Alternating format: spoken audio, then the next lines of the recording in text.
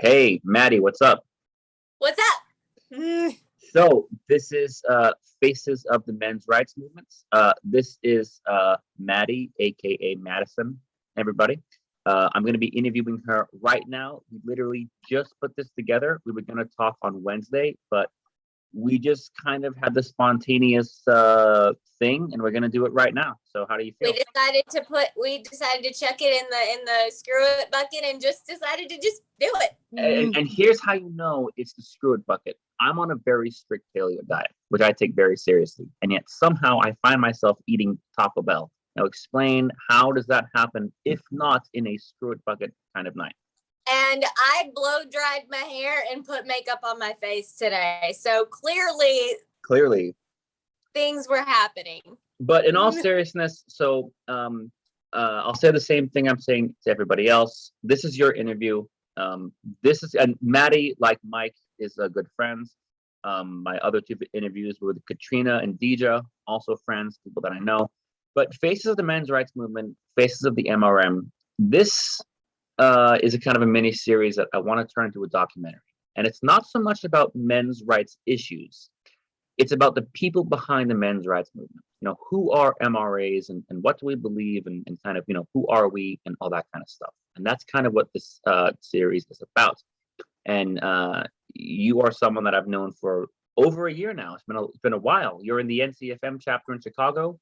You're the treasurer, actually. I'm actually the secretary, and right. I'm the secretary, and I am a welcomer for the men's human rights server as well. And I also pretty soon will be having my own conservative MRA server as well. I'll call it the con man server. And of course, strangely enough, you're a woman, and yet you're still an MRA. Which a lot of people use the term "pick me girl," but you know that's just that's a whole nother. Yeah. So let's get right into the spicy questions. All right.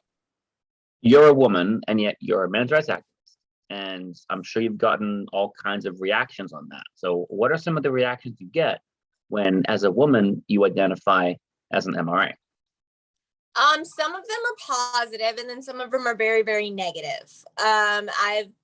There have been times where, they're just like, I actually had one coworker that, was saying, all men are trash. And I was like, okay, well, you're attracted to trash. How does that make you feel? And so she's just like, well, not very good. I was like, then maybe stop seeing them and viewing them as that. And then on top of that, some of it is very positive. Because, some people are very balanced and, they are able to see things from a level head. And they're able to say, okay, well, clearly everybody needs to be advocated for, which is exactly what I believe in. I wouldn't even call myself like an MRA. I would consider myself more egalitarian, which is what led me to being a men's rights advocate, because it made more sense, because now the scales have tilted a little bit more. Would you also call yourself a feminist as well? I don't know. At this point, I'm conflicted because I would call myself a second wave feminist, not a third or fourth wave that we're in now, which is interesting. Now, why second wave in particular? Mainly because I believe in first wave feminism. Women, were still, at the time, they were shamed for, their sexuality at the time, whenever they got, the right to vote, the right to own their own property, the right, to, make their own this decision. This is around like 1960 to 1970, or more like 40s, or like what kind of, when you say first?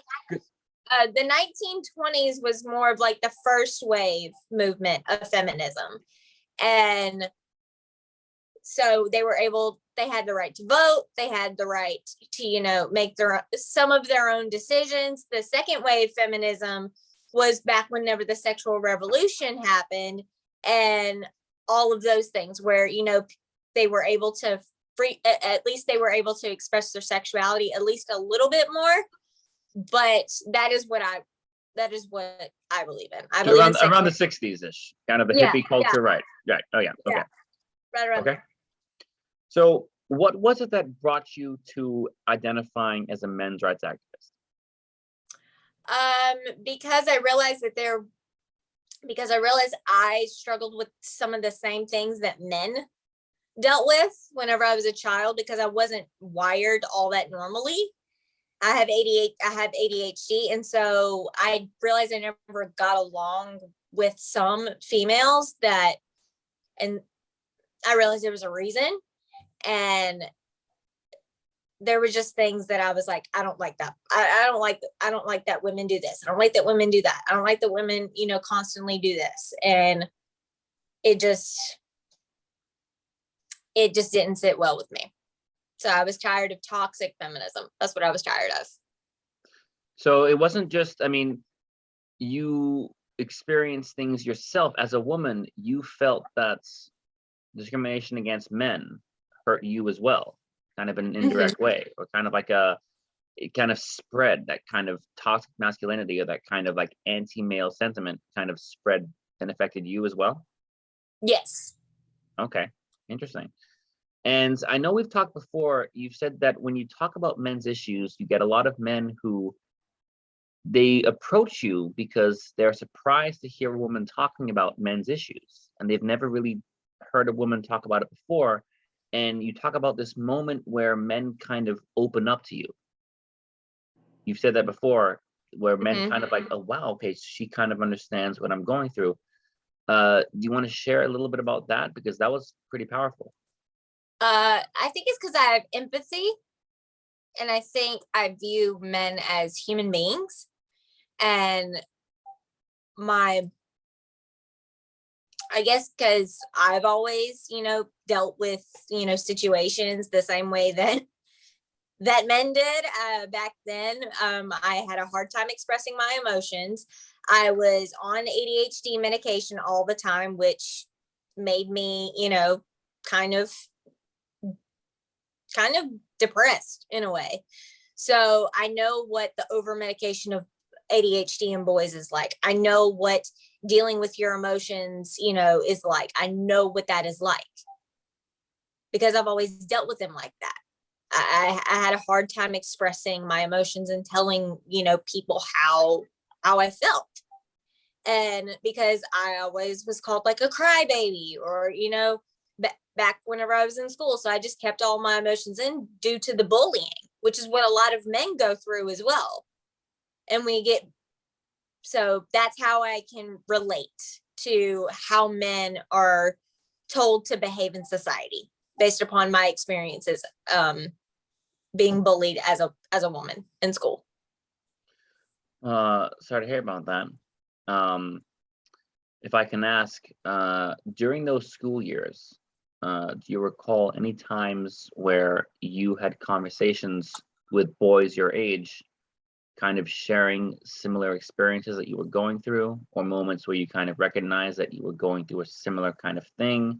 Maybe kind of, because in high school, I mean, I'm 28, and I remember when I was in high school, boys and girls were, I mean, there was definitely a difference in how we socialized, and there was definitely the boys' world and the girls' world. And a moment where a boy and a girl would kind of cross worlds, if you will, was kind of an intimate moment. Were there any moments where you kind of realized next to one of your male classmates that you were experiencing this bullying or these experiences kind of together, on the same page, on the same kind of playing field?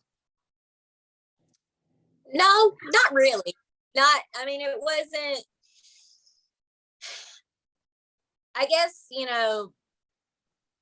I guess where I went to school, it was very different.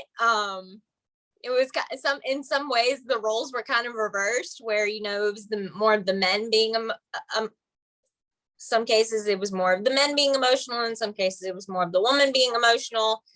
But I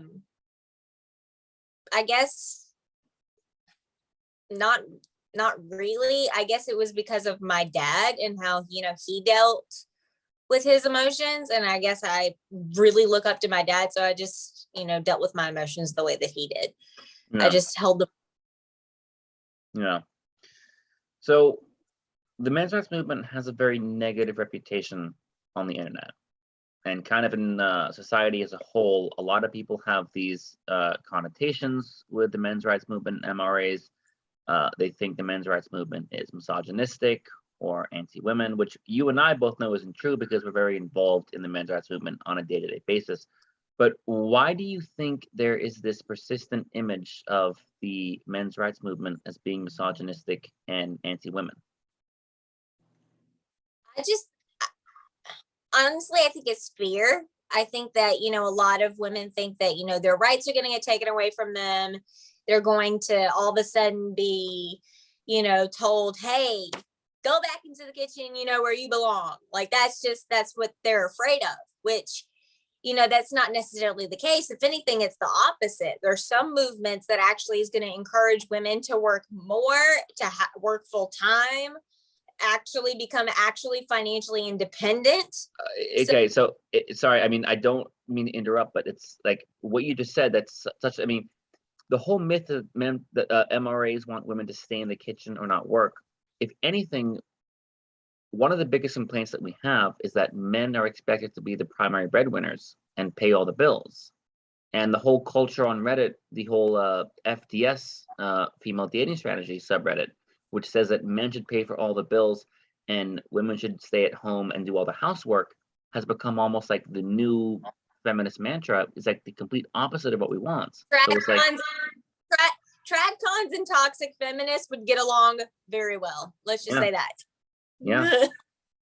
Yeah. Which I would call for me, I'm happiest whenever I'm working, part-time or whatever.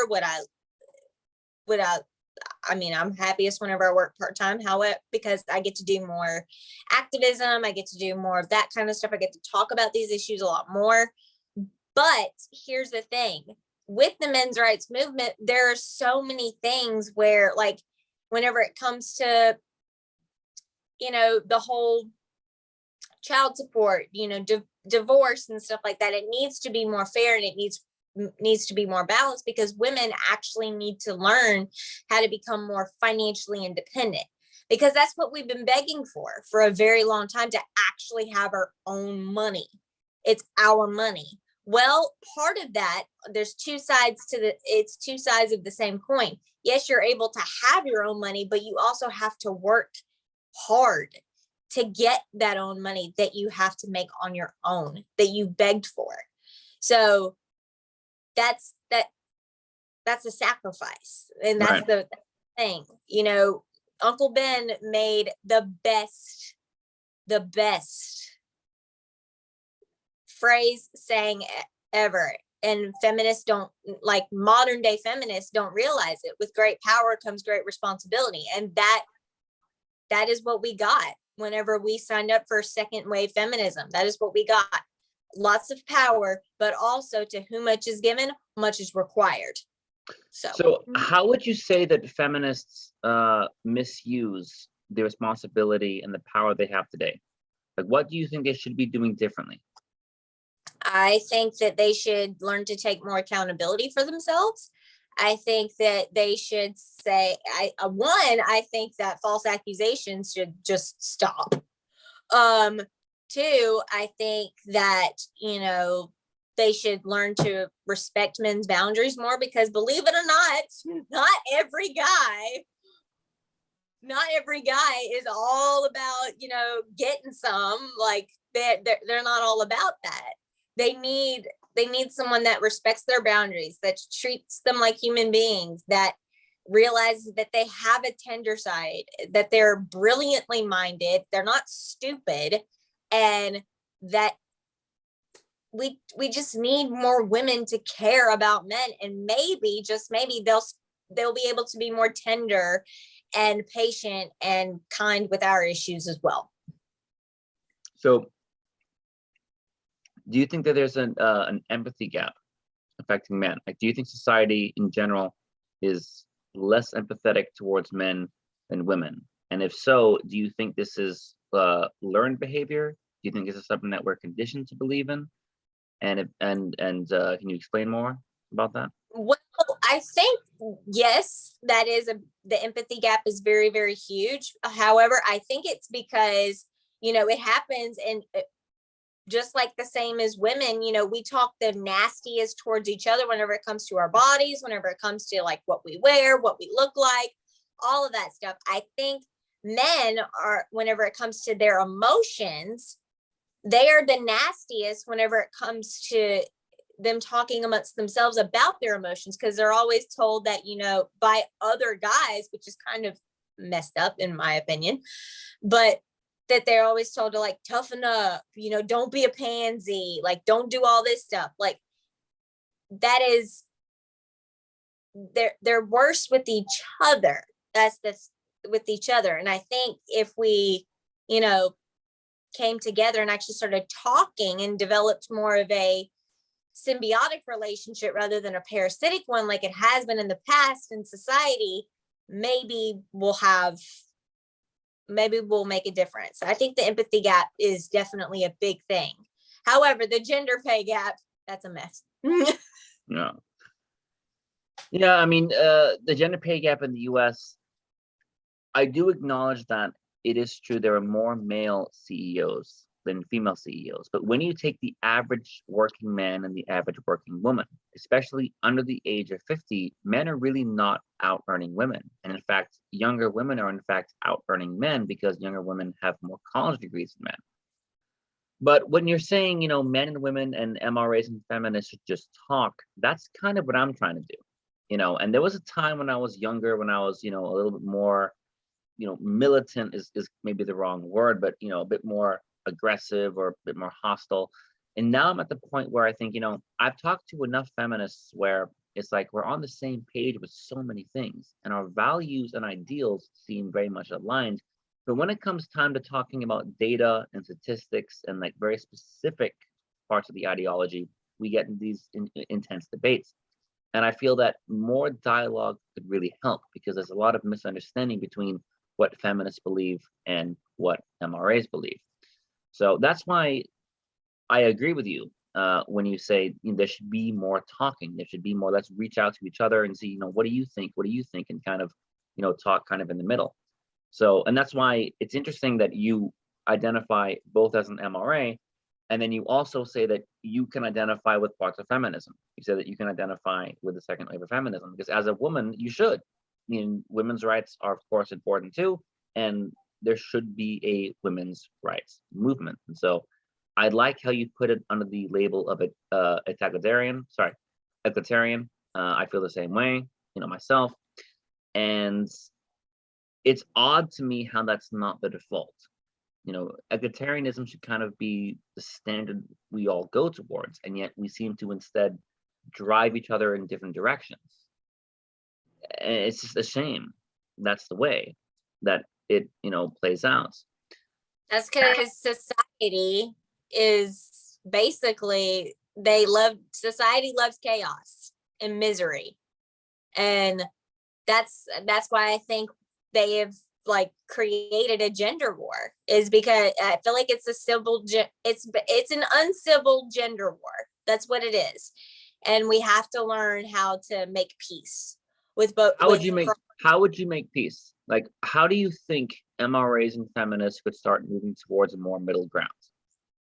I think by hearing the other one's opinions and willing to negotiate terms and willing to negotiate. Like for me, I'm considered a pro-life egalitarian, which means but the problem is there's no pro-life solutions for men whenever it comes to, being able to support a child. There's all kinds of resources whenever it comes for women, all kinds of them. There's pregnancy help, there's WIC, there's government assistance. Why can't, because men, they're scared as hell to have to provide and possibly give up their dreams, give up whatever they want to do for the rest of their life, and have, a future for themselves and for their children. They're scared. So that's why the whole, financial, abortion, thing is applied. And I can understand that. However, I would like to create a solution that's pro-life, that basically offers the same sort of assistance for men, so that way they can stand up and be encouraged to stay in the child's life, because we know that statistically kids are much better off mentally and overall physically, just overall, when there's a father figure in their life. I would agree with that. I would say that I don't think that pro-life is a default MRA position. One of the things I like about the men's rights movement is it's very diverse. There are MRAs who are more left-wing and right-wing. There are MRAs who are pro-choice and pro-life, Democrat, Republican, all different variations and diversity in terms of religion. But I do agree that having both parents in the picture more statistically results in a successful adulthood. And that's not to say that a single mother or single father can't raise a child successfully. It happens all the time. But it's easier to have both parents. It's easier to have two people doing a job than one person doing a job. And I've heard before feminists say, well, it's offensive to single mothers to say that you need you need to have a father in the picture. You need to have both parents. And it's not that you need both parents, but both parents do make it easier. Right. So it's better to have both parents. It's not saying that a single mother or father can't do the job. Of course they can, but having both parents makes the job that much easier. And I do think there are certain situations when it comes to gender that it's easier to have a mother or a father. When a girl or a boy, is going through certain stages in their life, it would be helpful to have someone who went through those same experiences and can directly relate. And to me, that should be kind of obvious. I think statistically, men actually get involved in a lot less violent crime when they have a stable father figure in their life. Because I do believe that if men have a stable father figure in their life, they're less violent of a human being. Because men, they're not, at least according to me and my value system, what I believe in, men, they're very, I guess I would say, biologically or like primal or whatever. So, they need like that son they need someone to show them a good example of what it is to be, on how to be a man. They need a man to show them how to be a good man. And that's not just there are studies that support that. There are studies that show when a father is involved in a son's life, the son is less likely to be involved in gangs and violent crime and drugs. So that's not just like a theory, that's kind of been proven. And daughters, more specific, and for women, studies have also been shown that when women have more stable father figures, they have healthier relationships, they make better partners, they make better wives, and on top of that, they know how to treat a man better. They'll be more empathetic, towards the gender. Right. Now, something I want to say on a personal level, because this does come up, I think that a same-sex couple is completely capable of raising a child to be a healthy and successful adult. And a lot of people take that what we're saying now as an attack on gay rights. And that's not what I'm saying at all. And I'm pretty sure that's not what you're saying at all. Right. No, absolutely not. I think I just think that if you have a father figure in their life, so let's just say there's like a lesbian couple, that as long as there is like one male figure in their life that can represent a fatherly figure, that child's going to be okay. Like there's always that uncle, there's always that like fun uncle on the street that always acts like, the father, or the grandfather. As long as they have a stable father figure in those critical, developmental stages in their life, they will be okay. And there are, children who grow up with only a single mother and they don't have a father figure and they end up okay. And that happens, all the time. So it's not saying that it has to be this way, and it's not saying it's the only way to do it. It's to say that if you took 1 million children, okay, 1 million children with two parents of the same sex, 1 million children with a single parents, 1 million children in the foster system, and 1 million children with a married same heterosexual couple, I think on average you would see society places the less boundaries and the least amount of burdens on the children that have two parents, a mother and a father, who can relate certain experiences to them. It doesn't mean that the single mother is worse. It doesn't mean that the lesbian couple is worse. And it doesn't mean that those children are any worse. It just means that, listen, let's be honest, the way our society is divided up and the way that gender is divided and so often put into stereotypes and roles, it would be great if a lesbian or a gay couple could raise children exactly the same way as a straight couple. I think it should be that way. I think, though, that society makes it very, very difficult because we insist on having these certain gender stereotypes and these certain gender roles. Yeah. And this is where a lot of feminists say, oh, but that's what we say. So right now you sound like a feminist. But as an MRA, I would say, wait a minute. You guys say that you support a society without gender roles and without gender stereotypes. But whenever it comes to domestic violence, whenever it comes to conscription, whenever it comes to pension ages, whenever it comes to the criminal justice system and disparity in sentencing, whenever it comes to looking at the education gap, all of a sudden, you no longer care about being gender neutral. All of a sudden, you start talking about how women and girls need extra help, need extra laws.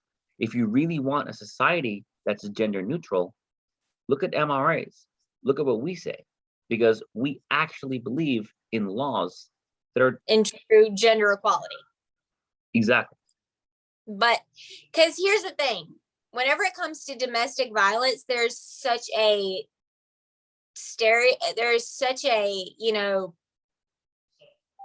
there's such a stigma, and not to mention I've had male family members personally affected by domestic violence,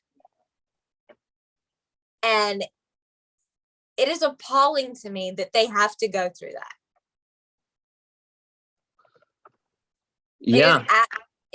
And then not to mention on top of that, men are precious people, and we don't need to be killing them all by sending them out into the world. We need to keep some of them because we need those men to continue the next generations with women.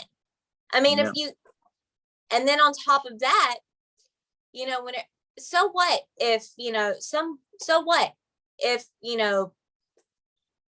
if the gender pay gap, you get paid more or he gets paid more. If you work hard at something, you will get it. The problem is most women make different life choices than men do. And there's nothing wrong with that. We just need to appreciate what men do and the things that they can contribute to society a lot more. And I do that, and that is what I do every day. Well, see, and that's awesome. And I think that a man and a woman should be paid equally for the same work, and so do you. We're not saying that men and women should not be paid equally, but when you have one gender is 20 times more likely to die at work, one gender is more likely to die in a factory, one gender is more likely to die in an accident, one gender has to get drafted or conscripted in many countries.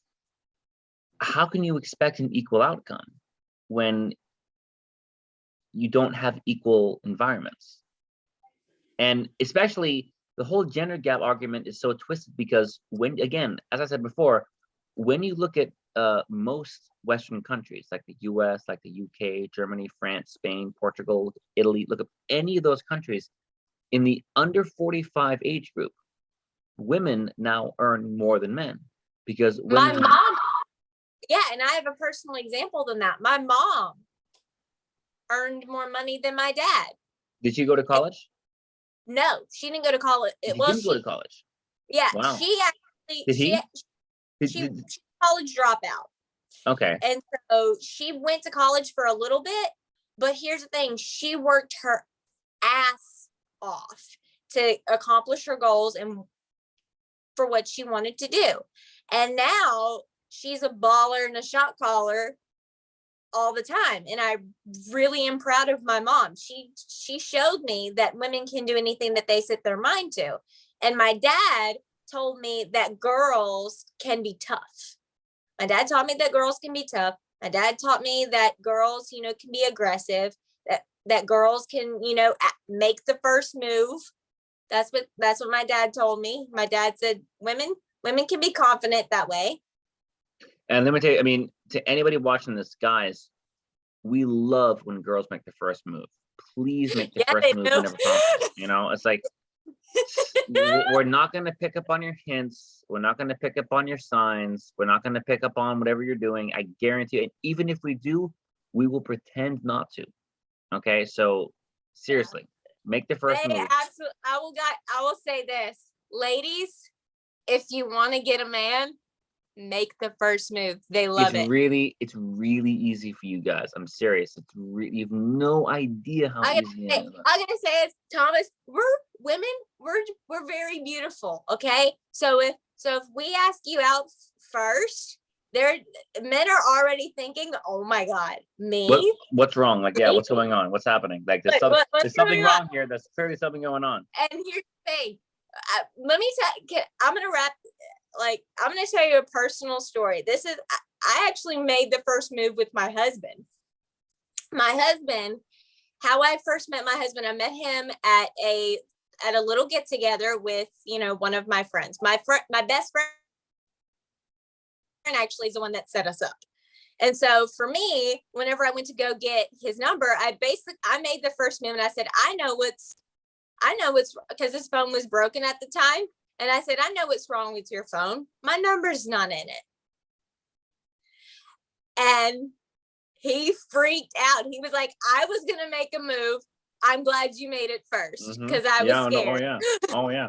Oh, no doubt. No doubt. And I was like, wait a minute. You're not used to girls making the first move? He's like, no. No. Guys, we are not. And like, this is something that I realized, I'm 28 now. The first time that I was actually asked out by a girl was when I was 21. Most girls by 21 have been asked out a million times. The first time a woman actually came up to me and asked me out was when I was 21. And this was like 3-4 years ago. So I was like 24, 25. I was talking to some guys. I was living in LA and I was doing this film shoot and, you know, we were just kind of talking. Most of the guys there were around the same age. Over 50% had never been asked out by a girl. And it's like, they weren't like incels or like they had girlfriends, they had hooked up, but they had never been made the first move on. They made the first move. They had asked girls out before. I mean, they went on dates, they had girlfriends, but what they didn't have is the experience of being the one approached first. That's something that does not happen to a lot of guys. So it's interesting. It's interesting. All I gotta say is and here's the thing. I think it taught me a lot. I think it taught me how to deal with rejection because it honestly will knock you down a couple of pegs, but then it'll bring you back up and then you'll have like this like confidence about you. I think girls need to start asking more men out first because it'll boost their own sense of self-confidence where they'll be like, yeah, I finally get, you know, they won't get like this entitlement complex whenever it comes to thinking, hey, you know, it'll just be better for them. They'll finally. And I would say, I would advise a lot of women, if you're going to start asking men out, be expected to get rejected because guys will be so freaked out because they're so not used to this happening. Like they'll think, what's going on? This is weird. Like a girl's asking me out in public. Like this doesn't happen. They'll be like, is this April Fool's? Like, are we in the Twilight Zone? Like, is Ashton like am I getting punked? Like, is Ashton Kutcher behind there with a video camera right now? So right. Yeah. Right. So, I mean, to me, the whole men's rights thing, it's almost ridiculous to me how it's a whole thing. How it's this whole controversial movement. Because whenever I go into men's rights spaces, it always seems just so chill, so relaxed, and it's like everyone's on the same page. Everybody's cool. Men, women, and gay, straight, trans, bi. I mean, different diversity of races and religions, and everyone just kind of comes together. And I've actually gotten more love from the men's rights community than I have ever gotten in any women's rights group, which is kind of funny. we seriously are a super cool group. I mean, it's like, and people like you and me, it's like, I remember when I first met you, I just thought this person's really cool, and you came into the Friday voice chat, I remember, and didn't know it was live. Whoops. yeah, but you were great though. I mean, you were great, and it's just, it's just such a great community, and it's just, honestly, I really love being part of it. And it's just like, when I go out into the real world, so to speak, and I see just how toxic things are, and then I come into a men's rights space and I see how much better things are, it really almost kind of warps my view of normal, because I think that what we have is normal. But then I go out in the real world and I see how toxic things really are, and it's like, wow, it's like, why can't things just be cool? Why can't things just be good? Why are things so messed up? Why do we live in this toxic world? And then even worse than that is people point to MRAs and say, where are the bad guys? Where are the misogynists? Where are alt-rights? We're extreme, or we're incels. And it's like, wait a minute, what? That's not who we are at all. So I don't know. I guess that's kind of what this whole documentary thing is going to be about. And I know it's just totally kind of random, and we were just kind of eating Taco Bell and kind of doing whatever here. But it's just like, I just kind of want to show the world what the men's rights movement really is, and kind of, who we are, and just conversations like this is who we are. It's like, Right. what do MRAs do behind the scenes? Like, what do our secret meetings look like? They look like this. Dude, this men's rights movement has been like therapy for me. It's been healing all kinds of traumas and everything. The feminism movement has been doing nothing but making me trauma. What the hell? Like, it's kind of it's been kind of different. I will say this. It has been kind of different. It realizes that the things that I went through as a woman, and then the things that men go through, I realized that a lot of the time, sometimes men and women are one and the same with the same issues. We just have to fill different shoes. We just have to. I like that. Yeah. It's like the same path. Yeah. But different shoes. So like the same walkway, but two different paths. And sometimes those paths intersect. That makes a lot of sense. No, it makes a lot of sense. Like, for example, men always have to be, conscripted, and, always have to be the first one to die. Well, women, we have to make sacrifices as well. We have to sacrifice, whether or not and feel guilty if we should go back to work after having kids. We feel guilty for doing that. We feel guilty. There's so much guilt, with being a girl. And getting pregnant. I mean, listen, getting pregnant and having, that is not something that I want to have to do. So, Yeah. We have to, you guys have to sacrifice, your bodies by dying. We have to sacrifice our bodies by, getting pregnant and having and expected to, snap back is before the 6-week mark's done, before the healing process is even done, which, by the way, that's friggin' ridiculous. But, there's sacrifice in many different ways. And in a way, and it feels like it evens out, but in a way it kind of sucks. And, women get, harassed on, the streets, and they get catcalled. And I wish we had a safety symbiote, so that way it could just pop out of our heads whenever a guy, decides to, smack me in the butt, and he doesn't even know me. And I can just say, screw this guy, and then bite their head off with the safety symbiote. Like, that's just how I feel.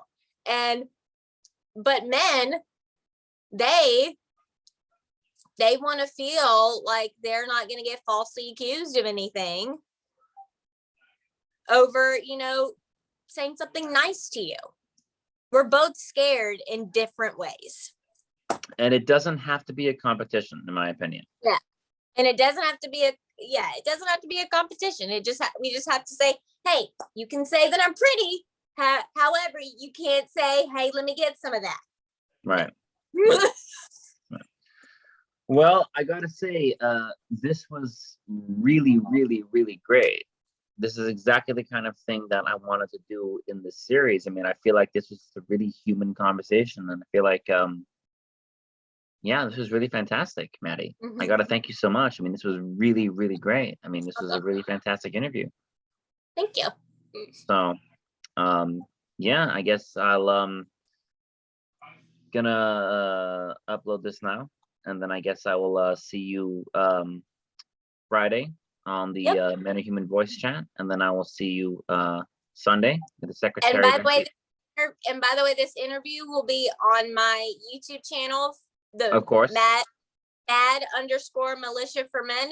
Feel free to check out those videos. They are amazing. Yeah, I'll post the link to your channel in the description in this video on my channel. Please do, everybody. This is Madisyn. She is the secretary for the NCFM Chicago. So she's kind of a big deal in the men's rights movement. She's actually a pretty high-ranking MRA. On paper, she would kind of be one of the most powerful MRAs in the world. So I don't know.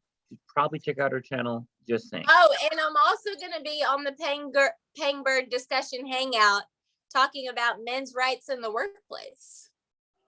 That is awesome. So please do link that as soon as you can. This was really great. And this was such a random thing. It's a Wednesday night. I was sitting at home. You know what I'm doing, actually? I just listened to, for the very first time, Pink Floyd, The Wall, the whole album from start to finish. I've never done that before. Like, I've heard all like the songs, but I haven't actually sat down and listened to like the start to finish. And for the last 3 hours, my mind has just been like completely like in a different state. Like, what an amazing album. And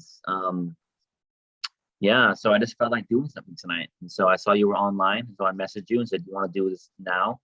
And we were supposed to do this in a week's time, but I guess we did it tonight, and it went out really, really well. So this was really great. So yeah, awesome. Thank you so much.